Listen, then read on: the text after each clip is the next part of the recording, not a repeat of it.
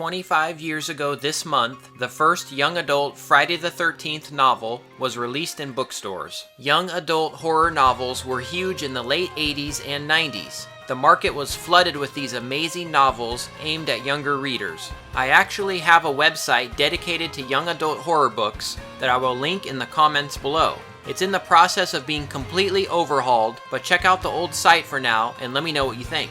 Anyway, these books were so popular in the 90s that the classic slasher movie villains got in on the action. Friday the 13th was the first to come out with a series of 4 novels. I first came across this book when I was 13 years old. On Sunday, June 26, 1994, at approximately 1:35 p.m., I purchased this book at the long-gone Crown Books store. How do I know this? Well, I kept a receipt. Yeah, I've been known to have some hoarder tendencies. I was so excited when I saw this book on the shelf. It's the first book I ever read in a single day. First off, the cover art is amazing. I missed the days when covers on books and movie posters were actual artwork. I also love the tagline, "Jason's back, and he wants his mommy." Mother's Day is about a group of teens who head to the abandoned Crystal Lake campsite for a weekend of fun. Little do they know, a local hunter has dug up Jason's hockey mask and is now possessed by the evil after putting it on. The teens must fight for their lives as the hunter picks them off one by one. Mother's Day picks up where the last Jason movie at the time, Jason Goes to Hell, left off.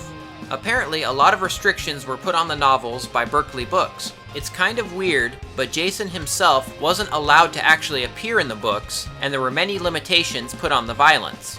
But author William Pattison, writing here as Eric Morse, makes it all work beautifully.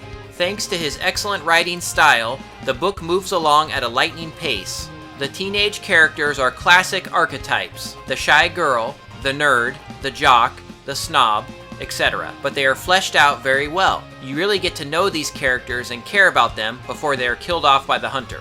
The idea of someone putting on Jason's hockey mask and being possessed by the evil is very cool, and a great way to get around not having Jason himself appear in the novels. Even better is the use of his mother's severed head. Last seen in Friday the 13th Part 2, the head is back, but this time it's alive and evil. There are some great descriptions of the hockey mask killer walking through the woods while clutching the severed head. The tone and style of this novel is very reminiscent of the early Friday films, and I just cannot stress how well done this is. The only issue I had was with the hunter killing people with a shotgun. I know it's not actually Jason doing the killings in this book, but it's just a little weird having a hockey mask killer use a shotgun to off people. But it's a minor problem. Friday the 13th Mother's Day is my favorite book in the series and a true classic. Up next is Jason's Curse, which I purchased on Friday, July 1st, 1994 at 2:21 p.m. Actually, I'm guessing my mom or dad purchased it for me as it was paid with a $50 bill. I doubt I had $50 on me at 13 years old. Once again, the cover art is amazing.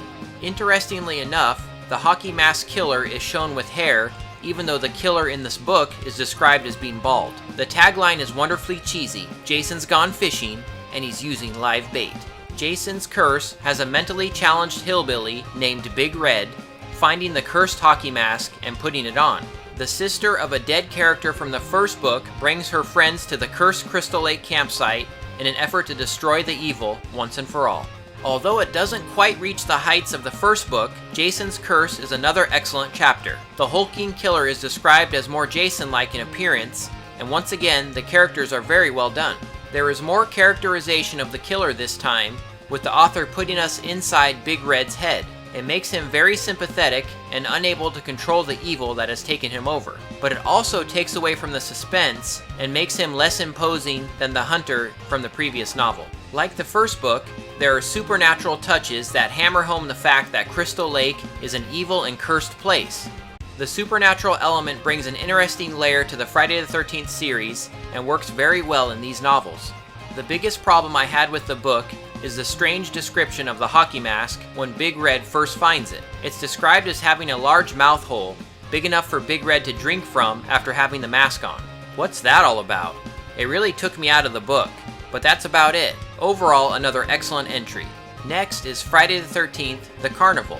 This one was purchased on Sunday, July 3rd at 1:36 p.m. I wonder now why I didn't just ask my parents to buy all 3 books for me at once. The 4th book hadn't been released yet, but the first 3 novels were all there at the bookstore.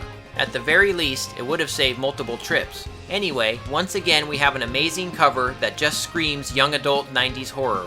Jason's on a joyride. It's a real scream. In this one, a traveling carnival has pitched its tents at the old Crystal Lake campsite. This time, a nasty carny finds the mask, or rather his dog digs it up, and becomes the evil killer. A group of friends arrive at the carnival and are stalked by the crazed carny.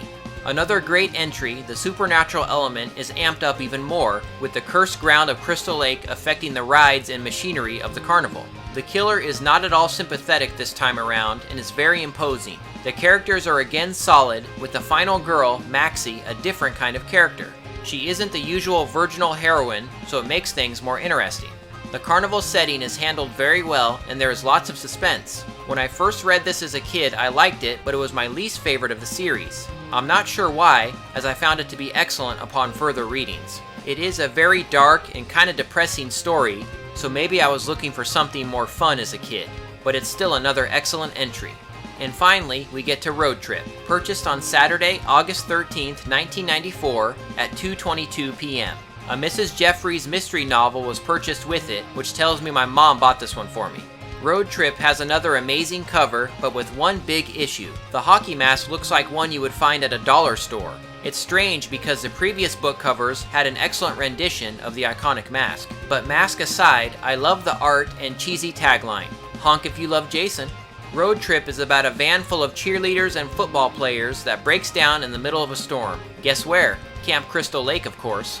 The nerdy mascot, Teddy, is relentlessly bullied by the jocks, but he finds the cursed hockey mask and gets his revenge on his classmates. There's also a cool subplot about a state trooper killing his unfaithful wife and her lover and using the Jason murders to cover it up. Road Trip is my second favorite book in the series. Once again, it's flawlessly written with great characters and suspenseful scenes. The premise is a ton of fun and, like Mother's Day, really nails the atmosphere of the early Friday the 13th films. Sadly, this will be the final book. Poor sales killed the series, but thankfully I would have a Freddy and Michael Myers series to look forward to. Author William Pattison actually wrote a final sequel book available for free at his website. I'll link it below. I haven't read it yet, but I plan to and will post a review when I'm finished. The Friday the 13th young adult novels are an excellent little piece of the Friday the 13th universe. With the Friday film series dead due to a rights battle, a new series of young adult novels would be a great way to pass the time.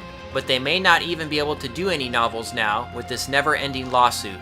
In any event, I'm thankful we got these 4 books. They came out at the perfect time during my childhood, and I always get a kick out of reading them again from time to time. I adored these books as a kid, and still love them now. Even with all the restrictions, these novels are true classics, and if you can ever hunt them down, I highly recommend getting them.